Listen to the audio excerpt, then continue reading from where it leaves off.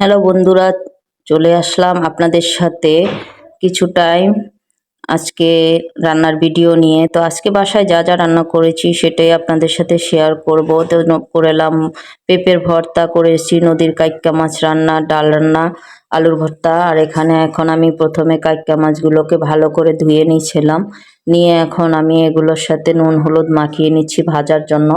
তো আমি মাছগুলো খুব সুন্দর করে ভাজি করে নেব। তো মাছগুলো আজকে রান্না করব মূলা দিয়ে।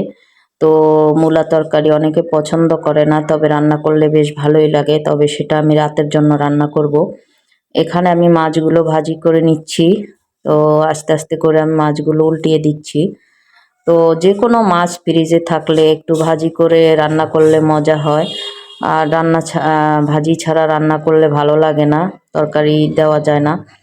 তো আমি এখানে মাছগুলো ভাজা হয়ে গেছে, এখন উঠিয়ে নিচ্ছি। আর এখন এই ভাজা তেলটা কড়াইতে দিয়ে আমি রান্নায় চলে আসতেছি। তো এখানে আমি কড়াইতে তেলটা দিয়ে এখন এর সাথে আমি দিয়ে দেব কিছুটা পেঁয়াজ কুচি। তো পেঁয়াজটা আমি হালকা একটু বাদামি করে ভেজে নেব। তো পেঁয়াজটা আমি একটু ভাজি করে নিয়েছি। আর এখানে এখন দিয়ে দিচ্ছি আদা আর রসুন বাটা। আর খুবই কম মশলা দিয়ে আজকে রান্নাটা করব। আর এখানে দিয়ে দিচ্ছি লবণ, হলুদ, মরিচ। তো এগুলো দিয়ে আমি একটু কষিয়ে নেব। আর এখানে কোনো বাড়তি মশলা আমি ব্যবহার করব না। এখন ভালো করে এই মশলাটাকে আমি কষিয়ে নেব। আর রান্না হলো মশলা কষানোর ভিতরে সব, তো গন্ধ আসে না। এখন আমি মূলা তরকারিটা দিয়ে দিচ্ছি। তো মূলাটা দিয়ে আরেকটু কষিয়ে নিচ্ছি। আর ভালো করে কষাতে হবে, পোড়া পোড়া হতে হবে। তো আমি এভাবে করে কিছুটা টাইম কষিয়ে নিচ্ছি। এখন দেখুন আমার এটা পোড়া পোড়া হয়ে আসছে, তেলটা সম্পূর্ণ উঠে গেছে। এখন আমি এর সাথে দিয়ে দেব মাছটা।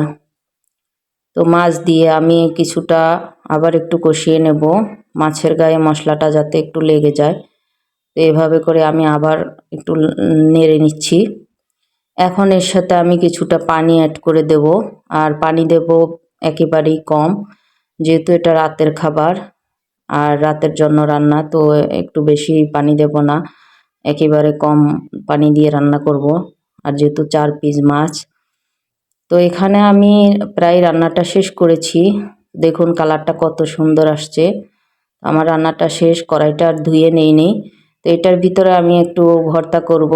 প্রেশার কুকারে আমি পেঁপেকে সেদ্ধ করে নিয়েছি। তো সেভাবে প্রেশার কুকারে সেদ্ধ করে নিলে 3-4টা ডাক দিয়ে তখন এই ভর্তাটা অনেক মজা হয়। এখানে আমি কাঁচামরিচ আর দিয়েছি পেঁয়াজ কুচি, দিয়েছি শুকনা মরিচ। তো এখন এগুলো দিয়ে দিচ্ছি। আর আমার মাছের কালারটা কত সুন্দর আসছে সেটাও দেখলেন। এখন আমি এইভাবে করে এটাকে ভাজি করে নিচ্ছি। তো ভাজি করে একটু নিয়ে তারপরে আমি পেঁপেটা দিয়ে দেব। পেঁপেটা আমি সেদ্ধ করে রেখেছি প্রেশার কুকারে দিয়ে। তো সময় কম হয় আর সেদ্ধটাও তাড়াতাড়ি হয় প্রেশার কুকারে। এভাবে করলে একটু গ্যাসের সাশ্রয়ী হয়, যেহেতু আমরা গ্যাস কিনে ব্যবহার করি। তো এভাবে করে এখন এই যে দেখুন কতটা সফট হয়ে যাচ্ছে। একেবারে খুন্তি হাতা দিয়ে দিলেই একেবারে নরম হয়ে যাচ্ছে। তো এভাবে করে ভর্তাটা করে নেব। আজকে খুবই সিম্পল খানা। আর এটার পরে একটু ডাল রান্না করেছি, তো সেটাতে পেঁয়াজ দিয়ে ফোড়ন দিয়ে দেব। তো আমার ভর্তাটা এখানে হয়ে যাচ্ছে। আর আলু ভর্তা করেছি। আজকে খুবই সিম্পল খানা। তো যে যেখান থেকে আমার ভিডিওটা দেখছেন, আজকে ভিডিওটা কেমন হলো সেটা আমাকে একটু কমেন্ট করে জানাবেন। তো দেখুন আমার এই ভর্তাটা হয়ে গেছে। আমি হলুদ ছাড়া এভাবে ভর্তাটা করি, আমার মতো কে কে করেন সেটা আমাকে একটু জানাবেন সবাই।